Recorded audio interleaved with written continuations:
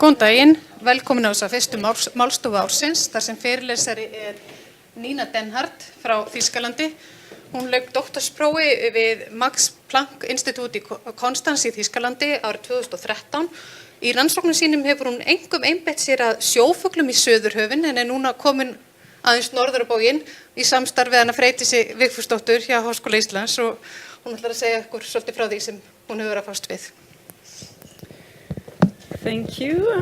Thank you for having me. It's a pleasure being here. I'm going to present some of my work from my postdoc and PhD about how environmental variability affects the foraging behavior in Southern Ocean seabirds. And I've split my talk in two parts. The first part dealing with Rockhopper penguins, which I worked on during my PhD and first postdoc, and there the focus was pretty much a conservation-based approach, looking at what are the effects of environmental variability on their foraging behavior, but also breeding success and survival, and what might be the implications of climate change. And then in the second part, that's my more recent postdoc, where I worked on Antarctic fulmarine petrels with the Australian Antarctic Division, looking specifically at foraging behavior of individuals and whether they segregate within individuals, whether there's within individual specialization, but also between individual segregation and where they feed and what they feed on. So maybe a few words on what are the drivers of environmental variability in the marine ecosystem. Sea surface temperature is one big point.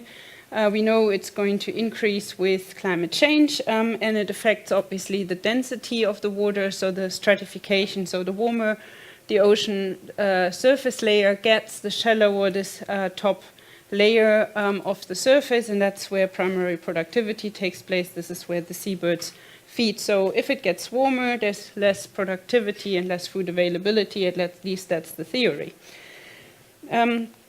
And this is sea surface temperature trends for the area where I worked on during my PhD, so southern Rockhopper penguins breeding in the Falklands here, and this is one of the most strongly warming areas in the Southern Ocean. You can see an increase of 0.05 degree per year on average, which is quite a lot.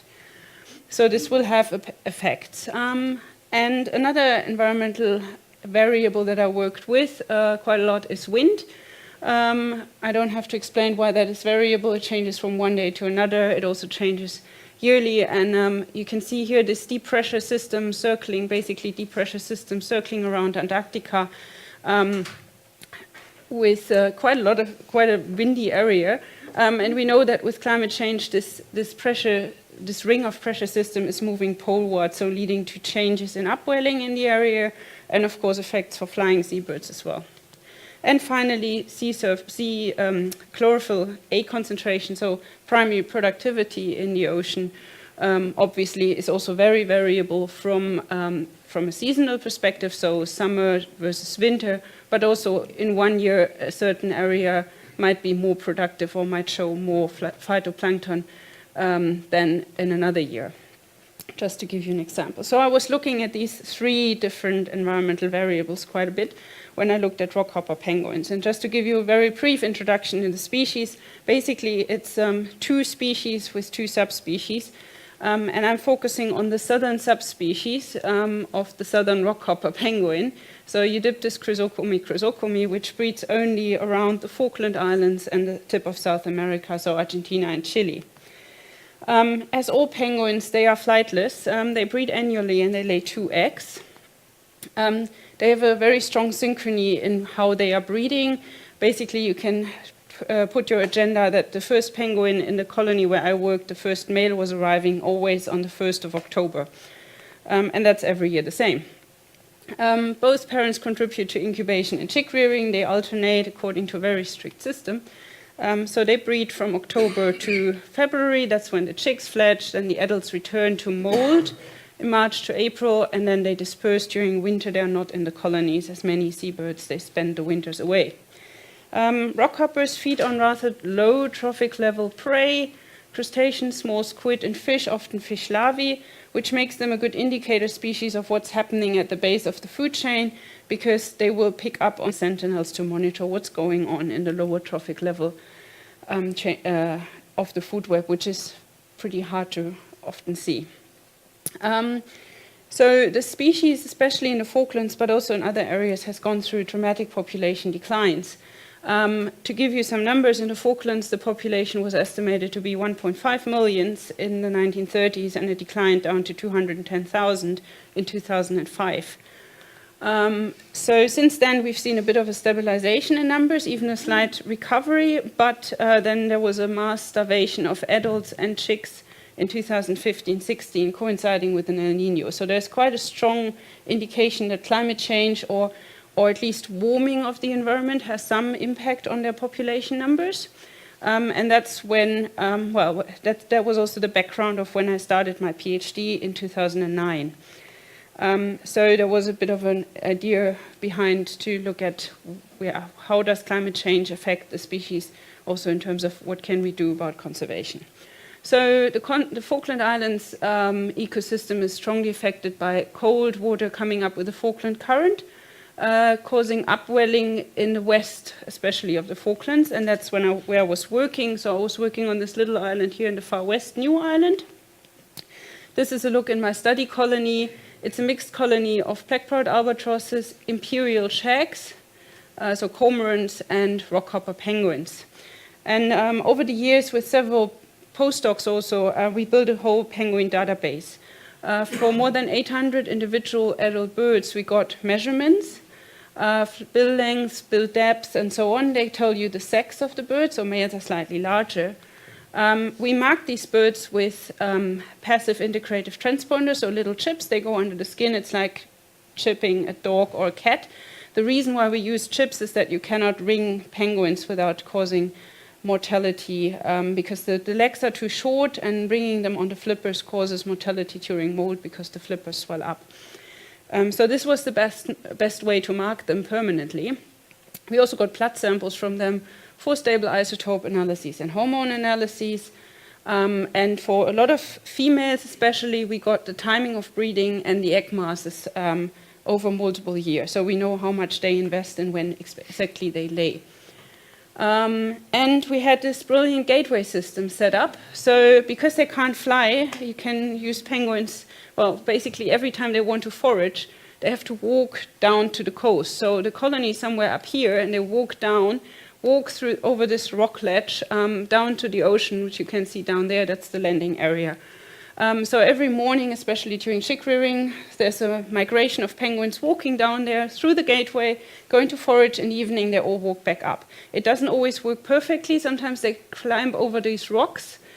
But in general, it was a great tool to get survival rates and also to get changes in body mass. So look at was it a good day in terms of foraging, or was it a bad day? We didn't always get the same individual in the morning and in the evening, but on a population level, this gateway gave us really good data. We also did GPS tracking during 2 seasons. Back at the time, the trackers were still pretty big. So we have, we know where they went foraging. And in the same 2 seasons, I was looking at the growth curves of the chicks, so measuring and weighing the same chicks multiple times over the breeding season. And we also looked at stable isotopes, so diet in the same season. And I don't know how many of you here work with stable isotopes, quite a lot, maybe. So just very briefly, I looked at nitrogen and carbon stable isotopes. So they tell you a little bit about, so the carbon tells you basically where the birds were feeding on, or where the prey item or the algae grew or whatever, so whether it was more offshore or inshore. And the nitrogen tells you the trophic level, because the heavy nitrogen isotope enriches in the food web. So from a diatom to krill to fish, and the penguin would be somewhere up here. So if you know carbon and nitrogen, you can back calculate the diet approximately. And so for the rockhoppers, I present now a little bit of the results from my PhD and postdoc, and that's, I was here asking how do sea surface temperature, primary productivity, and wind affect the foraging behavior of these birds, the diet, and their foraging success on a daily level. And that's based on the 2 years where we did the GPS tracking. Now, originally I had hoped I would do the GPS tracking in 2 very different years in terms of environmental conditions, but of course, You set out to the field site, you start deploying the trackers, but you don't know in advance what is sea surface temperature or chlorophyll concentration doing. And I was a bit unlucky because on average, so you can here see the sea surface temperature, the weekly sea surface temperature over the breeding season, on average there was no difference between the 2 years, just that 2009-10 was a little bit colder in the beginning and a little bit warmer in the end. So making a prediction on which of these 2 seasons was better was basically, pretty hard. Can't really make a prediction. So I looked at the second variable, chlorophyll A concentration. So these are the 2009-10 spring and summer values, 2010-11 spring and summer values. Red indicates high chlorophyll A concentration, and you can see that 2010 was the year where chlorophyll A concentration was higher in the ocean. So I expected this was the more productive year, so it should have been better for the penguins, right? All right. So what did the penguins do? That's the kernel density distribution of basically from the GPS tracking, so where the birds spent most time. And this red square here in 2010-11, this is the same area as this whole square. So what we found was actually in 2009-10, they stayed closer to the colony. You can also see the island here is bigger. The white spot is the colony. The red color is where they spent most of their time here. So in 2009-10, both during when chicks were small, so the guard stage is when only the females forage and the males stay with the small chicks to protect them, to warm them. As well as later in the season, so that's the crash stage when penguin chicks basically stay alone in the colonies and both parents forage. The chicks are at that time big enough to thermoregulate and they aren't eaten anymore by skuas or other predators. So during that whole breeding season 2009-10, when chlorophyll concentration was actually lower, the birds stayed relatively close to the colony, whereas in 2010, when primary productivity was higher, they did much longer foraging trips. So that was a bit of a surprise. Now, what did they actually eat? That's the stable isotope data from the chicks, reflecting the diet.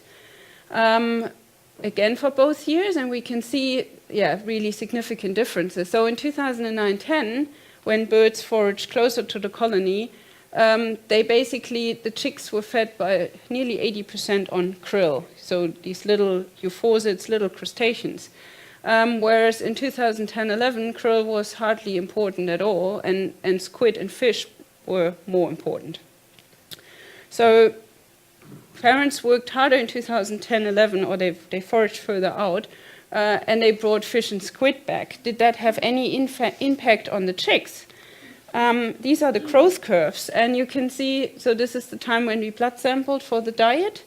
You can see that both the growth rate is basically identical in both years. The peak body mass is essentially identical, and the fletching mass is also identical. There was also no difference in chick survival. I had the same number of chicks fletching in both years. So it seems that the parents can actually buffer to quite some extent these differences. And they can do longer trips to provision their chicks with food. So that's good.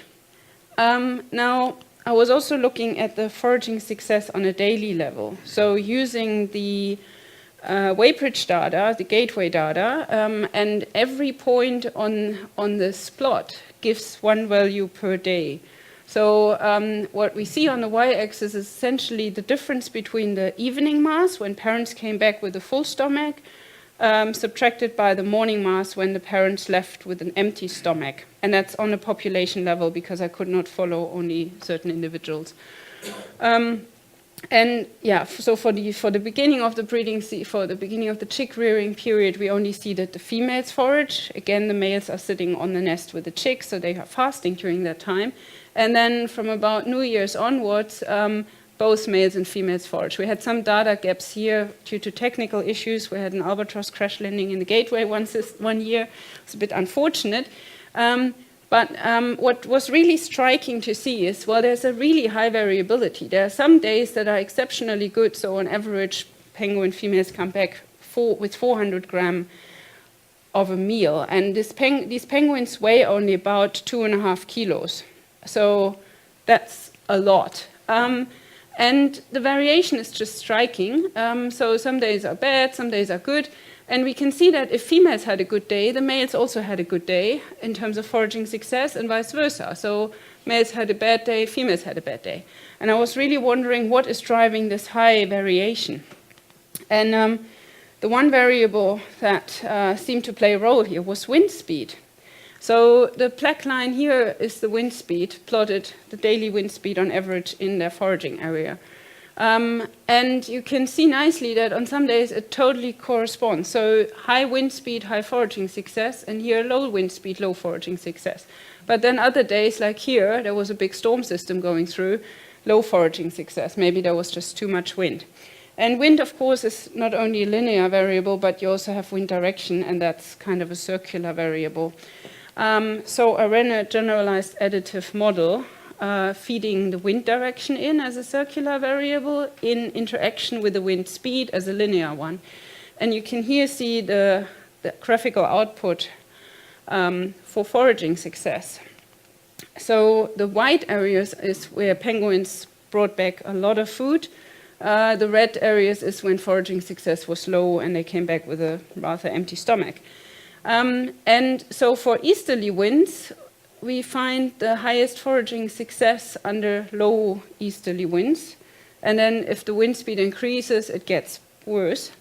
For westerly winds, the best foraging conditions were under moderate winds, but too stormy was not good either.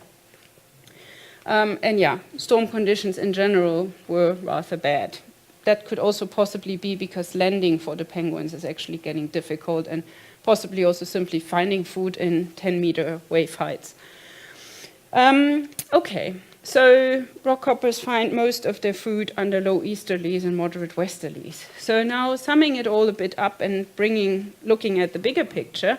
So we've seen that rockhopper penguins can buffer interannual differences in environmental variability to a certain extent at least, and their chicks were still growing happily.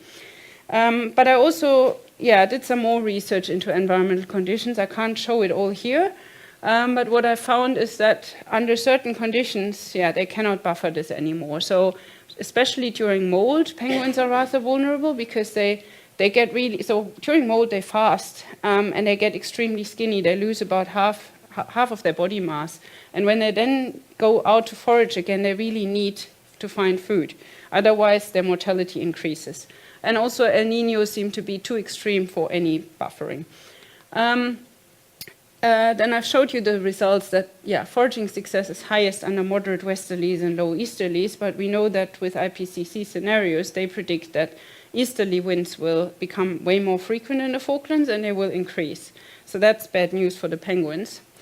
And finally, during my postdoc, I focused a bit more on timing of breeding and investment into breeding, and what I found was that when winters are warmer, the penguins come back lighter, and they then also lay a little bit later and they lay smaller eggs, which will then have an effect on the chick masses. So in total I think what I can say is that rockhoppers show only a limited amount of plasticity to react to changes in the environment, and that they will probably not fare very well under climate change scenarios. So that's rather bad news. But with that, I'm going to leave the penguins and I'm going to move on to the fulmarine petrels. So very briefly, some words. So they belong to the group of tube noses or procellariforms, so they have this peculiar beak structure. Your Icelandic northern fulmar is also part of this group of procellariforms. So it's the group of petrels, fulmar, shearwaters, and these birds are almost exclusively pelagic feeders, so they forage far out at sea, mostly at the surface. They don't dive very deep. They have an excellent sense of olfaction. They often find their prey by smelling. They are very long-lived, have a slow reproduction, so they only lay 1 egg per breeding season, which means they have to be long-lived to actually sustain their populations. And much to the amusement of the researchers, they produce a rather smelly stomach oil, which they use as a defense, but also to feed their chicks. So coming back from field work, you're always smelling. In Antarctica, there are 4 species of medium-sized petrels that are breeding there, and they breed on basically many ice-free areas and in the mountains, partly even inland and partly on the islands off the coast. And they often all breed sympatrically, so several species on the same island. We know so far very little about where they forage, what they do. Most of the knowledge is based on seabird at sea observations. So we have little idea of do they segregate in any way. And so for my postdoc, I was studying these 3 species, the Antarctic petrel, the Cape petrel, and the southern fulmar. And I was interested in, what are they eating? Where are they eating? Do they segregate? But there are also more practical reasons to study them. So in the Southern Ocean, krill fishery is expanding, but the Southern Ocean is, to a certain extent, protected, and the fishery there is done under an ecosystem management approach done by Kernel. So the researchers the whole fishery is regulated based on the knowledge of where seabirds and whales and seals are foraging. But there is little information about where the seabirds are foraging, so my data aims to feed into this knowledge. And I was working with Australian scientists who are basically working to increase the knowledge of Kernel. And besides the fact that, the birds might overlap in where the food is, and because it's all protected, that shouldn't really be, there's also the risk for entanglement, of course, of bycatch, especially for fulmars.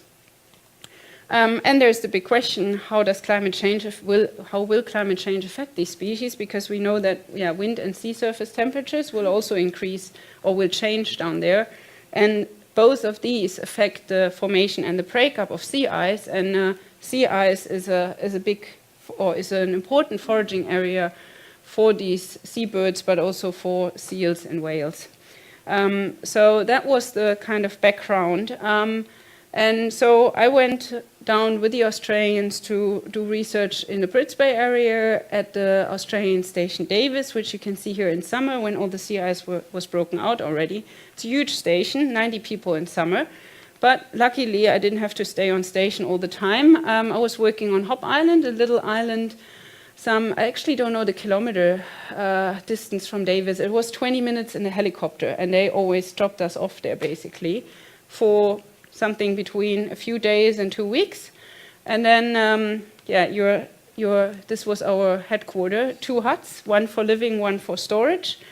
Rather basic, but Hop Island is stunning. And so this is the location of the hut. All the yellow around the coastline here, so in the north there are cliffs, are seabird colonies of flying seabirds. And on top, basically, this whole area here is one huge, massive Adelie penguin colony. We were working mostly within a kilometer of the huts. This is one of the sites where fulmars were breeding, and there were plenty of seabirds on the island. So we deployed GPS trackers, very fancy little ones. So they only weigh 7 grams. They have a solar panel to recharge the battery. In theory, they could be staying on the birds for the whole summer season. And whenever the bird returned to its nest to provision its chick, for example, data would automatically be downloaded to these base stations, and I could then walk with the laptop to pick up the data. Very convenient. We also collected bird tissue samples, so egg membranes, mold feathers, and whole blood for stable isotopes, and we got prey samples from a marine science voyage that happened in the same area at the same time. So just a few words on how did I use these GPS data and how did I define where the birds were foraging. So these trackers collected GPS data at 15-minute intervals. That's how I programmed them. And they also collected at second intervals wet, dry data. So whether the tracker got in the water or not, whether the bird was diving or not. So what I did, I wasn't interested in 1 second intervals. That's just way too much. What I did was I matched the wet-dry data to the 15-minute GPS interval. So for every 15-minute GPS position, basically, I know whether the bird was diving, yes or no. And now people could say, well, but what about the bird was flying and there was a snowstorm and the tracker got wet, and then you recorded dive data while the bird was flying? Well, I did check whether that was happening or not using a novel method called expectation maximization binary clustering. It's based on speed and turning angle of the bird, and the prediction is that when the bird is foraging, it will fly slowly and do a lot of turns. And that's where my dive, that's what my dive data was matching. So in 90% of the cases, at least, from the GPS data, the model predicted the bird is foraging, and that's also when the dive events happened. So then I ran general additive models, GAMs, to test whether these foraging events happened under specific environmental conditions. So I used sea surface temperature, wind speed, sea ice concentration, and the like. I also did kernel estimates to look at the overlap among the species and among individuals, and I used, again, stable isotopes and did mixing models and niche metrics. So these are the tracks. That's from incubation, from the incubation period of Antarctic petrels. You can see the Antarctic coastline here. The white star marks the breeding colony. All the white here is sea ice in the ocean. These are ocean fronts, the blue lines. And the black line here gives the shelf break. And what we see is that Antarctic petrels do really long trips, partly during incubation, so 13 to 14 days, nearly 4,000 kilometers one trip. And they forage out on these long trips out in this ocean frontal zone beyond the sea ice. And then they also do shorter trips where they stay in this open water area over the shelf. The big dots reflect where the diving happened. The small dots reflect where birds were only flying over. And the BA here gives the overlap in kernels between individuals. So 90 is a really high value. There's a lot of overlap. And yeah, so this is the range, basically. Some birds overlapped a lot with others. This is for Cape petrels, same period, incubation. They also do long and short trips, but their long trips are shorter in duration. And we got simply more tracks from Cape petrels. They were a bit more collaborative in terms of giving us data. So you can see, but you can see they basically cover the same area, even though their trips are slightly shorter. And southern fulmars also go out to these ocean fronts during incubation, and they forage over the shelf. And okay, so that's incubation. What are they doing during chick rearing? So this is early chick rearing, when one parent always stays with a chick, the other is foraging, they alternate. We can see trips get much shorter. They stay over the shelf and forage in this open area here. And from now on, I have to warn you, all the plots get really boring because they do all the same stuff. They all forage over the shelf, and we see a lot of overlap between individuals. I forgot to say, so these different colors reflect different individuals. So red is a different bird than green and white and gray and so on. So they all stay over the shelf. Also, when chicks get larger and stay on their own, the parents basically remain over the shelf and they do short trips with a high overlap among individuals. So what do we see from this? They utilize pretty much the same area with a high species overlap, and there's also high overlap among the different individuals. How about what environmental conditions do they like where they are foraging? I was a bit surprised to find not one or two best explanatory environmental conditions. Basically, what I found was that on one trip, they foraged under specific sea ice concentration, and that was the best predictor variable. On another trip, sea surface temperature. On a third trip, wind speed. On a fifth trip, whatever, another variable was the best predictor for where they were foraging. And that was the same in all three species. To show you at least some results, so these are sea ice concentration, the GAMs for sea ice concentration. So here's the sea ice concentration from 0 open water to 100% fully ice covered.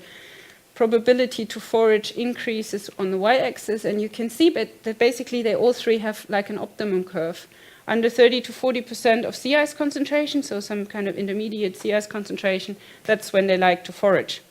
Same thing for wind. So this is wind speed, the GAMs for wind speed, and we can see that the higher the wind speed, the more likely they are to forage, which is probably they need wind to fly energy efficiently, so that helps them.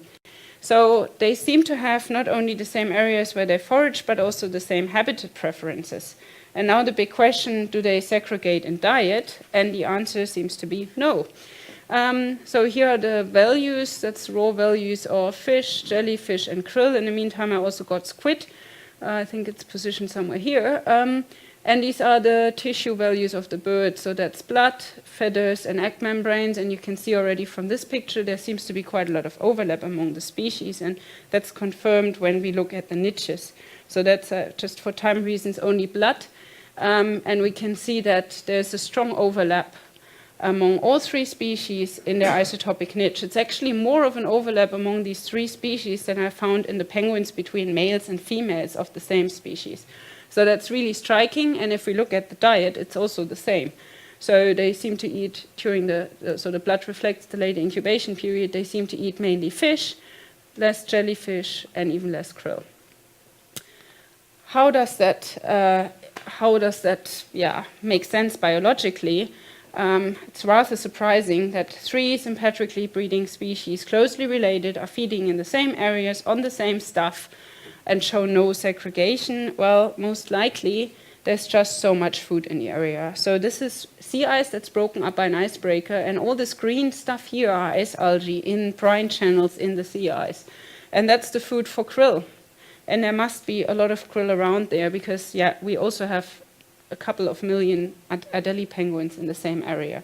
So there must be lots of food, but I'm also wondering if partly the distribution of the food, that might be very variable because the sea ice breaks up and the whole environment changes quite substantially visually over the summer, whether that drives this overlap. You just have to be a generalist to find food in this highly variable seasonal environment.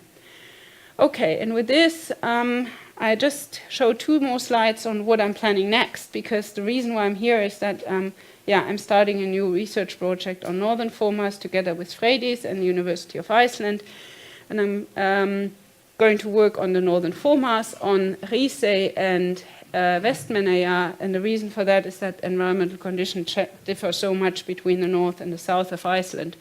I've got funding secured for 3 years through a Belgian grant. I'm currently waiting together with Freydis on the outcome of Ranis to hopefully have some more money. And our research questions are, what are the differences in foraging behavior in the northern fulmars between the north and the south? What are habitat preferences? Does diet differ between these areas? How much time do fulmars spend near fishing vessels? And that's where I hope to be collaborating with this institute. How prone are the fulmars to end up as bycatch? That's also one of my questions. And does this differ between the north and the south? And then from a biological or more ornithological perspective, I have the question in mind whether there are individual differences, whether individuals are specialized on certain foraging strategies. Are there some birds that specifically specialize on fish trawlers as food? And are there differences in, or is that linked to the personality of the bird? So that's a new aspect. You can look at exploratory behavior or boldness and shyness of birds. And the idea is that a bird that is bolder, for example, on the nest already bolder, you can test this with a novel object, might be more bold also to approach a fishing vessel. And that has possibly effects on the life expectancy of the birds. So, permits allowing, we hope to be doing GPS tracking and stable isotope analyses, and then link this with BMS data and look at bycatch. And with this, I'm leaving this. I think I went over time. I'm sorry. I'd like to thank you for your attention and lots of people that help with the work. And if you have questions, please come and talk to me.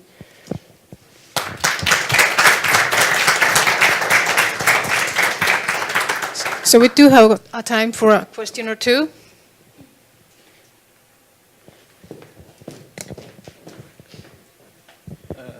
Björn Björnsson here at the Institute. How do you take the samples for the isotope samples? What parts of the birds do you What take? parts of the birds? So what we've done in the past was taking a small blood sample. You don't need a lot of blood for stable isotopes, so just 1 or 2 drops, either from the wing vein or from the tarsus, from the foot. A feather sample, and we took egg membrane also in Antarctica, so that was from eggs that had hatched, and so where the chick was there, basically the eggs stay in the nest for a couple of days, and you can just take the egg and peel off the egg membrane, so that's non-invasive. So do you take it from the same chick many times? Repeatedly? Ideally, well, it depends on the question you are asking. Yes, you can take it from the same bird. You can take blood from the same bird multiple times without having an impact if you keep the amount low. And I mean, these are big birds. In Antarctica, we had some issues with permits, but we took the blood from other birds than from the ones that we put the GPS trackers on, and that was to reduce disturbance, because we first put the trackers on and then later on took the blood sample, and we simply didn't want to disturb the birds a second time while they had the trackers on. Okay, thank you.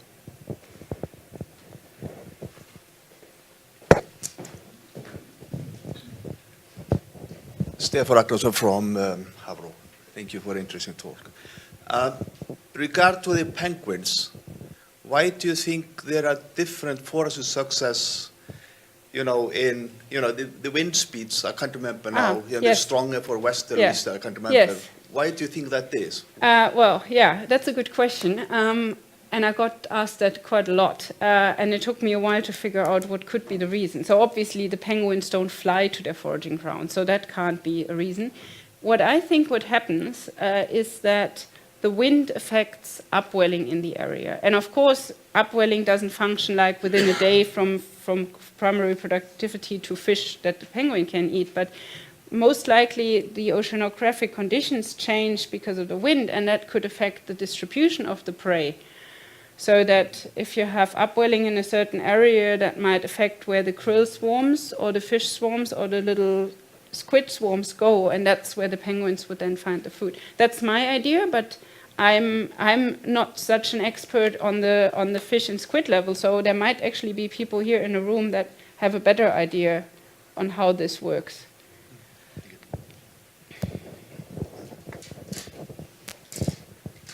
Hi. Hi, Nina. Philippa here at Havro. I was just wondering, really interesting talk, by the way. When you presented those results from the birds in Antarctica, the different species, and you said, I think there was a lot of variability. Did you have enough data to look at males versus females, and would you even expect any difference between them? I would possibly expect a difference between males and females. But unfortunately, we did not take blood samples when we deployed the trackers, so we did not sex the birds. I wanted to do that. My Australian collaborator basically was like, no, we're not doing this. It takes too long. We want to basically just deploy and let the birds back on the nest. I'm really regretting this now, because I would love to know the sex of the birds and link this, and that's something I definitely want to do here if I get the permits, to put the GPS tracker on the bird and take a small blood sample, not only for isotopes, but also for sexing, because there might be a sex difference. I mean, they're pretty much monomorphic birds. The sexes don't differ in size.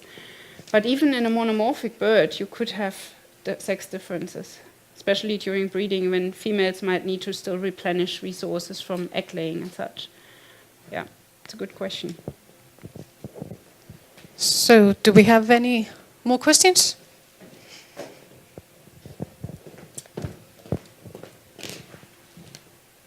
Thank you, Nina. It was a great talk. Freydis from the University of Iceland.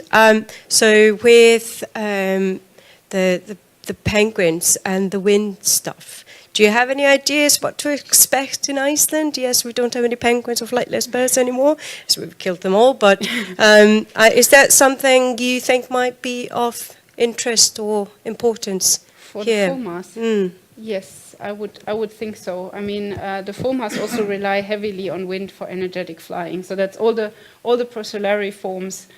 For them, it's really hard to fly without wind. So if there is sufficient wind, flight theory predicts that they can fly without even wing beats. So wind is definitely important for them. I'm not right now sure what the predictions say for Iceland, but I think also this belt of westerly winds in the northern hemisphere is shifting polewards and northwards. So in, I don't know what, 50 years, Iceland might be a less windy place than it is nowadays. So it's definitely something worth looking in. And if I do collect the data here, it could also be a really nice idea to basically compare what are the flight behaviors of the southern former. I mean, they're basically identical in morphology. They're identical in size. What do they do in terms of flight speeds, flight behavior regarding wind compared to the northern formers?